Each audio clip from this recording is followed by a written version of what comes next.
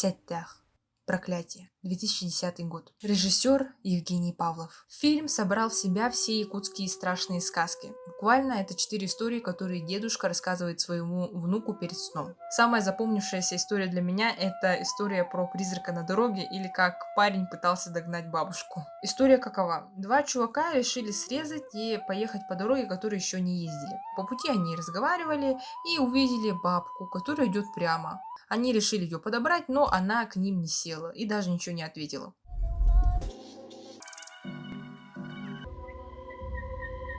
Чё? Максим, фаига вот да. Бассаман да бейни-то.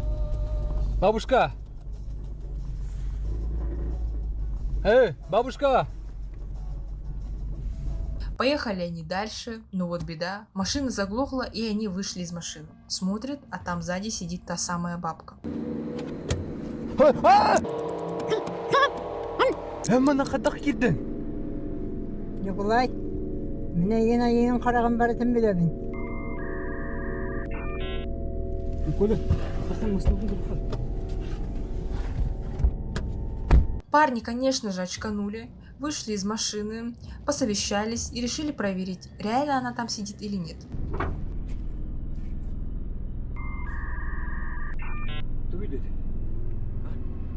Коля. Посмотрев на заднее сиденье во второй раз, они увидели, что там лежит только дейбирь, то есть махалка. И один из них оказался джентльменом и решил вернуть вещицу бабушке. Да, тохто! Тохто!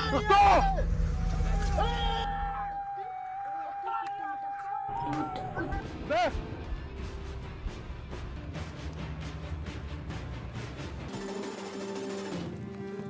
Китай! Фу, блядь, ебаный нахуй!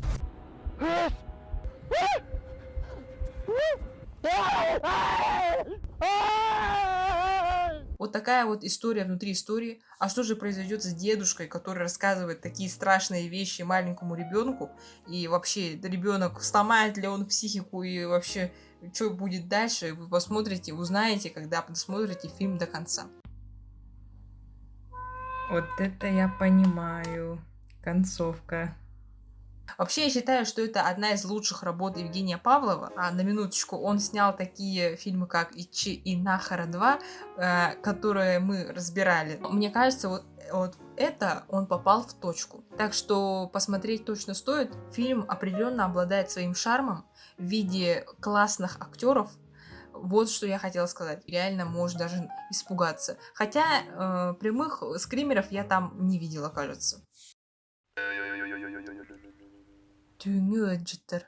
Ночные гости. 2011 год. Знаете, я не успела на этот фильм написать текстовый вариант описания, поэтому буду говорить с головы. Знаете, этот фильм, наверное, заслуживает сравнения с индийскими фильмами, где там сюжетные повороты за поворот, столько перипетий. В этом фильме тоже столько перипетий, что просто обосрешься. Перейдем к описанию. Снова клуб. Как ни странно, в этом клубе, как ни странно, люди сидят и обсуждают вещи. К ним приходит на работу новый работник, охранник, который не умеет говорить на якутском языке, да и читать тоже не умеет. Он приходит угрюмый, прогоняет их, и как бы все. На этом история должна была быть кончиться, но у нашего охранника что-то там с желудком у него не то. Он выходит, проблевывается, заходит и уже видит, как эти люди, которые тусили в клубе, выключили везде свет, поставили стол на середине, зажгли свечку и ждут этого охранника и смотрят на него. Я не знаю зачем. В общем, все эти 4 человека собрались и давай рассказывать страшные истории, которые они слышали. Первую историю начинает, я не помню, кто, бабка или детка. Все эти истории, они взаимосвязаны. И эти истории, они как бы раскрывают одну ненормальную семейку, у которого имеется просто дурак, который повелся.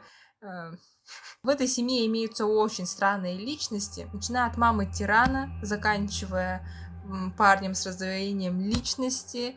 В общем, очень весело. Сюжет мини-истории я рассказывать не буду, потому что, смысл, да, вам спойлерить. скажу только одно, что этот охранник, он непростой. И та девка с челкой и задумчивыми глазами, которая тоже рассказывает свою историю, она тоже непростая. Что их связывает, вы можете узнать, если посмотрите этот фильм до конца. И реально, эта тайна раскроется только тогда, когда вы дойдете до самого конца. Скажу, что реально сюжет перенасыщен, его написали просто на славу, но вот почему-то на актерах, видимо, сэкономили. Я не знаю, как это вышло, но вы просто посмотрите. Девочки, помните такие платьица?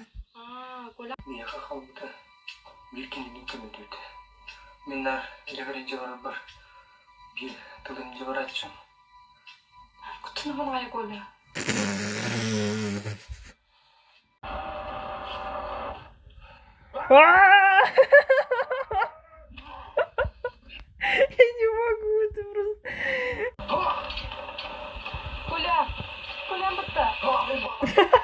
Нет, ну это даже не смешно, алло. Ты же Рита! Все, переходим к следующему фильму. Паранормальный Якутск. 2012 год. Режиссер Константин Тимофеев. Эх, если бы паранормальные явления снимали в Якутске. Ой, уже сняли, да. В сам фильм тебя просто окунает в эпоху 2010-х, 2011-х, 2012-х, вот реально ностальгия. Перейдем к описанию. Лето. Беззаботная жизнь счастливой молодой пары. Андрей и Рита – главные герои этого ужастика. Молодожены решили переехать и снимать квартиру. Поскольку это бедные студенты, а причину их бедности я расскажу позже, то они сняли квартиру у родственницы Андрея за 3000 рублей в месяц. С новосельем! Буманна, смотри, а видишь свет, булун цвета, булун, давай, да. Булу? Это типа наша комната, что ли? Хорошо эти вещи.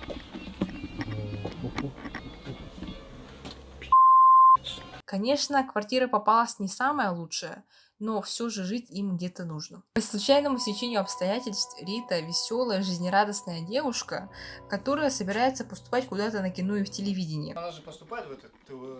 Как называется у тебя? Телевидение творчество! Да, что-то там. Для этого они перед переездом вместе с Андреем покупают полупрофессиональную или даже профессиональную камеру за, внимание, 90 000 рублей. Сколько стоит? Пока. Изольда 90 с чем-то. Ну, это со скидкой. Так. 90 с чем-то. Одним словом, это история о том, как финансовая неграмотность может привести к смерти. Весь фильм будет сниматься именно на эту камеру, то бишь почти от первого лица. Поэтому готовьте свои глаза. Трясти вас будут в любом случае. Ну и, конечно, готовьте свои уши. Субтитры прописаны раз через раз. Разговаривают все на 2 языках сразу. А микрофон записывает та самая камера, которую они держат на руках. Ну, как бы по идее, в этом и заключается вся изюминка этого фильма. Ну и после великого переезда молодожены решили устроить новоселье и позвали всех своих друзей. И никто не догадывался, что с ними произойдет ночью. После той самой странной ночи они решают снять все это на камеру, зафиксировать всю паранормальщину и снять свой фильм. Но для этого им придется раскрыть тайну квартиры и тайну Якутска. Постер фильма немножко подсказывает, из-за чего все это происходит. Скажу сразу, что исход фильма показан в самом начале. Лежит мертвая Рита, которую находят сотрудники полиции. Ну и после этого начинается сам сюжет. И на протяжении всего фильма ты как бы знаешь, что Рита умрет, и от этого становится смотреть еще интереснее и как бы страшнее. Как она умрет, кто ее убьет. Все это вы можете узнать, если досмотрите фильм до конца. Хронометраж 1 час и 9 минут. Вёрь. Злой дух. 2013 год. Соряньте, Вёрь я тоже не написала в текстовом варианте, поэтому буду описывать все с головы. Режиссер Евгений Павлов. Признаюсь честно, это неплохая работа Евгения Павлова, но она немножко странная. Объясню почему. В общем, что происходит? Сюжет до банальности прост. Основана на реальных событиях. Семья, есть мама, папа, девочка. Доченьку как бы просят приготовить ужин, да, и как бы для всех это жиза. Когда ты не знаешь, что приготовить, вытаскиваешь какую-то хрень с морозилки, которая лежала 1000 лет. Алло? Алло, мама, как ты? Кого то? Ну, какие? На самом деле эта девка с самого начала зовет своего кота Муркой. Мурка. Мурка, Мурка, Мурка. Мурка. Мурка. Что надо? Да, кошек так можно звать, но не в фильме. Но что-то она что-то там ходит и слышит какие-то звуки. Затем она звонит своей маме, или ей звонит мама. Мама говорит: ужин приготовь, все остальное потом. Девочка отвечает: окей, но говорит, чтобы она пришла пораньше, потому что она слышала какие-то странные звуки. На что ее мать отвечает: ты чё? И кладет трубку. Ее мать не приходит, она как бы залезает в погреб, вытаскивает какую-то хрень, похожую на заставку вид. Происходит так, что она как бы заражается от этого камня или чего-то еще. Она начинает видеть в школе, вообще везде призраков. Доходит дело до того, что реально ее преследуют глюки. И вот этот вот знаменитый кадр с мальчиком с белыми глазами, это вот реально, это фильм оттуда.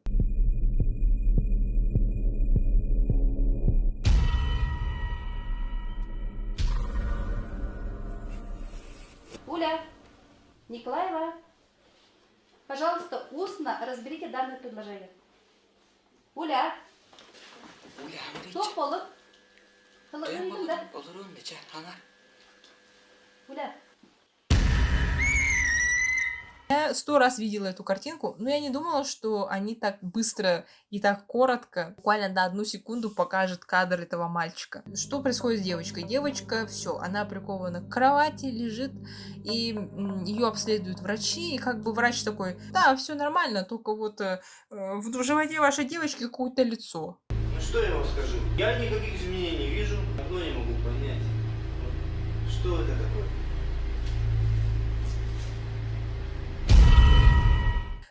Ничего необычного. Ну и родители всеми возможными способами, силами пытаются найти у кого-то помощь, чтобы излечить девочку. Так и происходит, что они попадают в церковь, где какой-то священник затирает нам какую-то лекцию. Нам, это зрителям, он реально сидит перед нами и затирает лекцию про то, что что-то там... Я уже не помню какие-то слова, но там что-то про призраков и про духи, про очищение, в общем. Женщина, к которой обратился отец.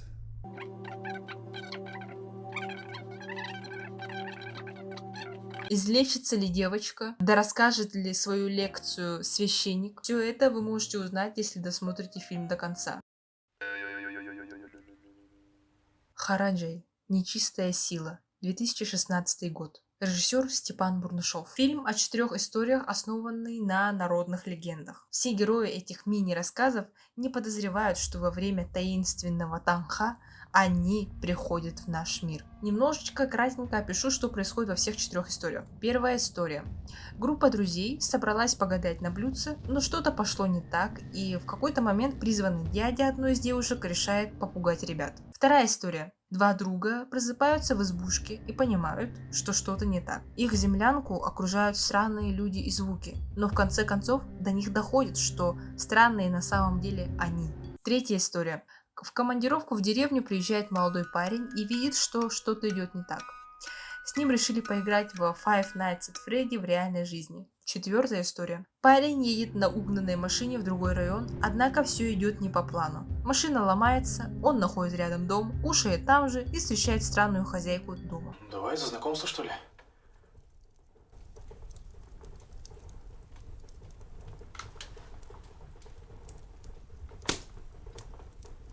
Одним словом, фильм атмосферный, очень затягивает и заставляет задуматься о многом. Ну и да, поскольку этот фильм снят уже в 2016 году, то субтитры и звуки здесь комментировать нет смысла, потому что они уже хорошие. Республика Z, 2018 год. Режиссер Степан Бурнышов. Была бы моя воля, я бы не вносила этот фильм в этот список, но... Как говорит описание фильма, это первый зомби-хоррор в Якутии, поэтому приходится вносить в список. Но если честно, я бы назвала этот фильм вот так. Первый зомби-боевик в Якутии с элементами романтики. Перейдем к описанию фильма. Первый кадр нас встречает озером Сайсара, на котором лежит разрушенный самолет.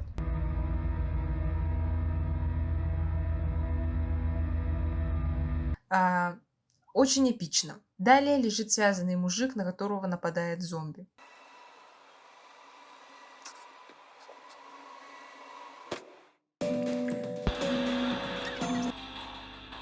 Что это за анимация текста такая? Оказывается, что у этого мужика есть друг, с которым они выживают и дают отпор этим зомби. Но вот неудача. Наш главный герой, которого зовут Метте, чисто случайно выстреливает из пистолета, и на этот звук сходятся все зомби района.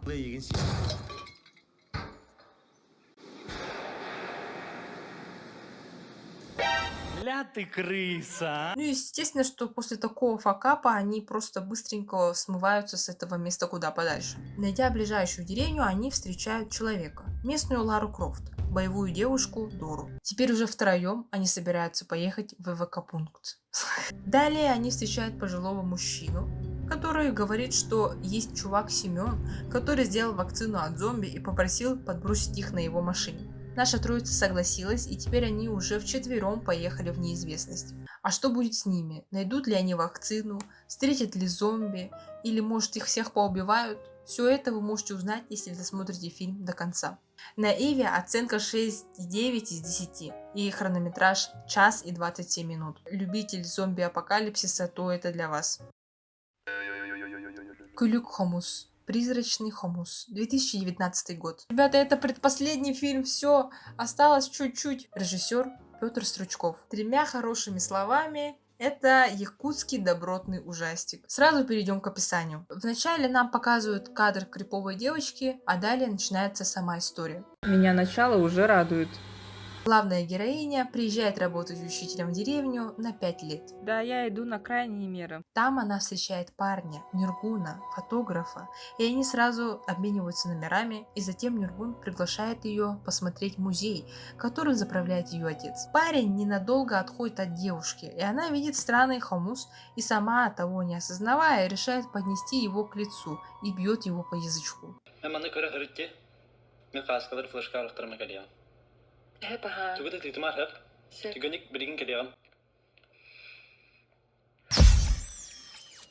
Все в порядке. Нюргун тебе ничего не говорил? Прямо сейчас повернись, посмотри на деревянный ящик, достань этот хомус и поиграй на нем.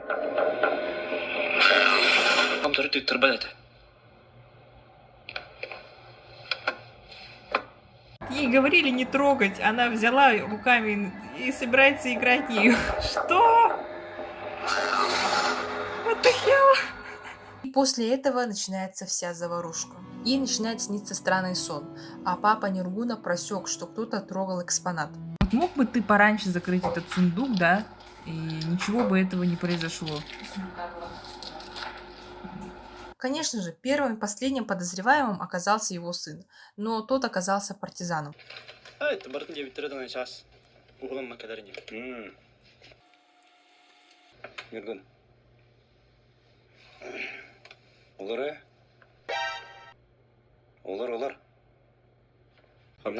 Олар дейбин. Кепсети бар. Я ити уатакенге татааппын залга күлүстәк жаһат бар. Аны тытыма демме жетачыбы. Нурган ти жаһа кигер бар кому хутыппытың да. Ау. Туктаю. Мен хамус болбатакты. Дагайымын дери, андагы як тустакпын де. Сөп аха андагайыбын тыхатыям суга. Мен бардым. Сатым. Эбеттики бидерим болу. Сказочный долбоёб. А еще через некоторое время нашей главной героине поступает звонок. Умерла ее сестра, у которой осталась дочь сиротой. И, конечно же, она соглашается приютить девочку у себя. А девочка-то оказалась непростой. А почему она такая, вы можете узнать, если посмотрите фильм целиком. Вы знаете, здесь в описании, что я написала. После тропы смерти Нахара этот фильм для меня как манна небесная. 10 из 10. Лучшее в этом фильме это музыкальное сопровождение. Тут даже есть скримеры. Итчи. 2019 год. Режиссер Костас Марсан. Последний в этом списке якутский хоррор и как бы самый нашумевший, самый как бы крутой считается якутский хоррор в последнее время. Одним словом, фильм о чем? Фильм о том, что будет якутской семьей в деревне, если все выпьют черную жижу неизвестного происхождения. На самом деле вот этот фильм это один из топовых вообще якутских фильмов, даже вот в сегменте хоррор, по продакшену уж точно. Чего только стоят все эти кадры посреди ночи, вот это вот реально это топ. Давайте перейдем к описанию. Действие разворачивается в деревенской глуши. Молодая семья приезжает к своим родителям. Тимир, так зовут старшего сына главы семейства, что в переводе на русский означает железо. А младшего сына, который живет в деревне с родителями, зовут, кажется, Айсен. Он полная противоположность брата. В общем, все собираются за обеденным столом и начинают проявляться первые проблемы семьи. Братья буквально жгут друг друга взглядами. Ну и как бы мы все понимаем, что здесь разворачивается какая-то драма. Мне кажется, слишком много экшона за пару секунд. Подожди. Пусть поговорят. Вот вы тоже слышите, да, вот эту музыку? Воды набери. Что за музыка это?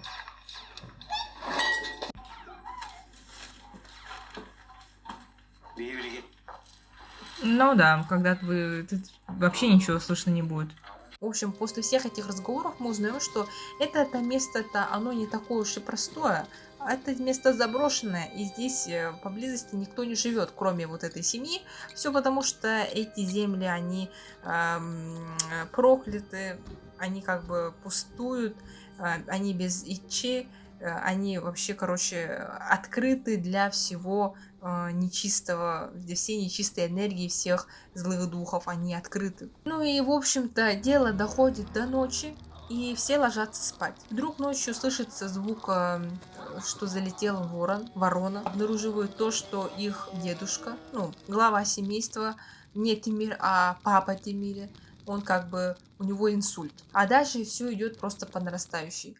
Смогут ли наши герои спасти отца, у которого случился инсульт? Смогут ли они выбраться из всей этой канители, что произойдет за всю ночь? Вообще не в тему залетела ворона. И что за такие земли, которые являются какими-то плохими? Все это вы можете узнать, если досмотрите фильм до конца. Еще раз повторюсь, фильм технически выполнен просто великолепно. С каждого кадра реально можно писать картины. Ну и предупрежу, что фильм затрагивает много якутской мифологии, и чтобы знать и шарить, понимать все, что происходит в этом фильме, вам придется изучить перед тем, если вы не знаете, конечно, вам придется изучить якутскую мифологию, чтобы понимать вообще, что происходит. Хронометраж 1,5 часа. Я, конечно, понимаю, там продакшн хороший, там много возможностей, но можно было бы как бы подтянуть актеров хотя бы, чтобы они не выдавали такой, чтобы сделать это кино еще лучше. Какой-то кринги. Кринги.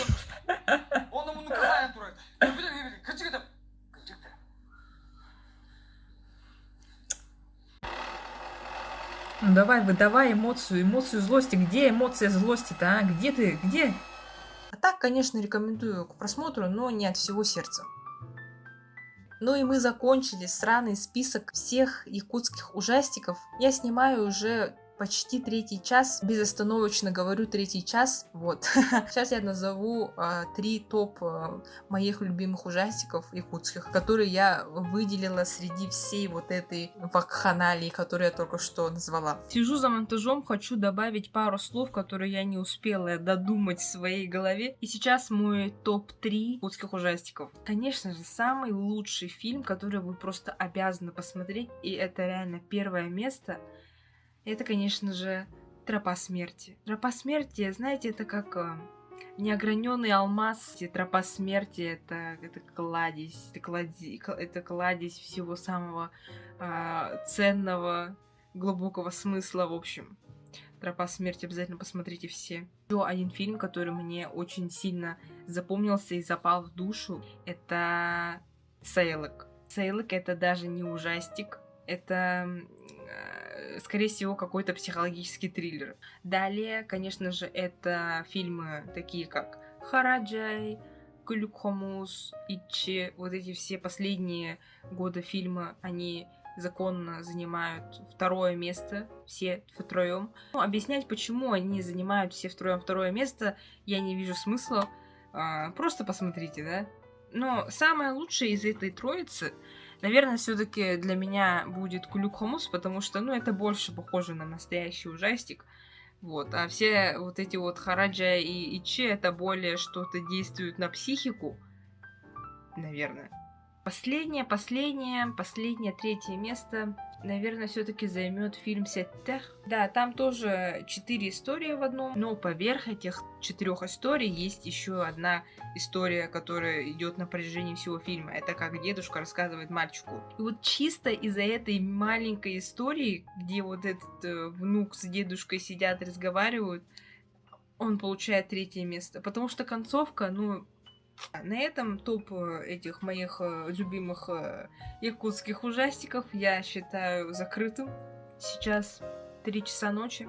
Я записываю это сраное видео. В общем, обзор на якутские ужастики я считаю закрытым. И как вы думаете, что дальше снимать? Типа продолжить какие-нибудь жанры разбирать? Или сделать какой-нибудь обзор на что-то?